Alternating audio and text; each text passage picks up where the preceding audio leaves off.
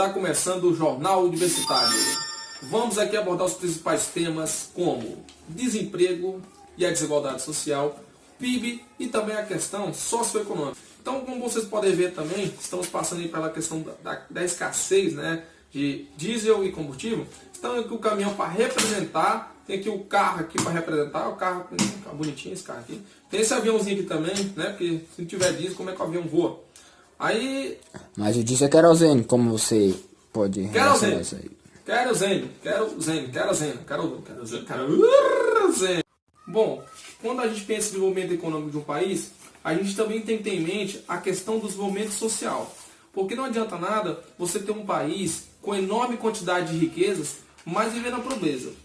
Para pensar nisso, existe uma série de indicadores econômicos, né, e sociais. O IBGE, por exemplo, ele traça todos os ângulos, esses indicadores, né, um dos mais importantes são o PIB, né, que é o Produto Interno Bruto, e a renda per capita. O Brasil, ele tem ele está entre os 10 países que tem a maior economia do mundo. E a gente se pergunta por que o Brasil, apesar de estar entre as 10 economias do mundo, ainda é um país em desenvolvimento e não um país desenvolvido. Bom, existe uma série de fatores históricos que explicam o porquê do Brasil ser um país ainda em desenvolvimento. Mas se a gente for usar os indicadores econômicos, aí nós vamos ver que, apesar de nosso produto interno bruto, o PIB ser grande, a nossa renda per capita, o que é a renda per capita, né? A quantidade, né, de renda que cada família vai ter ali, uma renda média que essa família tem vai ser baixa. Então a nossa renda per capita, ou seja, a renda média de poder aquisitivo, ou seja, de poder de compra que cada família tem, com relação ao todo, ainda é baixa, né? Então nossa renda per capita ela ainda não condiz com o nosso PIB. Então isso mostra, né, que o país, apesar, no caso do Brasil, apesar de ter grande quantidade de riqueza, ainda é um país que tem grande concentração de renda, né?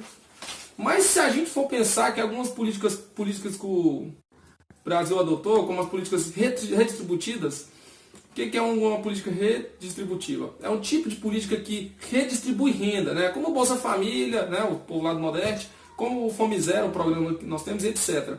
São um tipo de políticas que substantivam o direito, ou seja, pegam o texto constitucional, todos têm direito à alimentação, todos têm direito à igualdade social e colocam isso em prática. Bom, então, o que é o desenvolvimento econômico? O desenvolvimento econômico é você não só fazer com que o país ele tenha um ótimo produto interno bruto, ou seja, um ótimo PIB, e como no caso do Brasil figura entre as 10 economias maiores do mundo, não. Isso é crescimento econômico. O crescimento econômico é você fazer com que o PIB cresça, com que o país tenha renda. Agora, desenvolvimento econômico e, sobretudo, social, é você fazer com que o país, além de ter um produto interno bruto bom, além de ser um país que seja uma das maiores economias do mundo, também seja um país que distribua renda, um país que desconcentra renda, um país cuja renda per capita seja uma renda per capita alta. Já não um país que tem apenas uma renda alta ou uma renda baixa, né? Então é basicamente isso, né? E se você tem um país que não tem desenvolvimento econômico e só crescimento econômico, você acaba tendo um país que tem pobreza, marginalização, fome e tudo mais, meus amigos. É isso mesmo. Fica só por hoje. Até a próxima.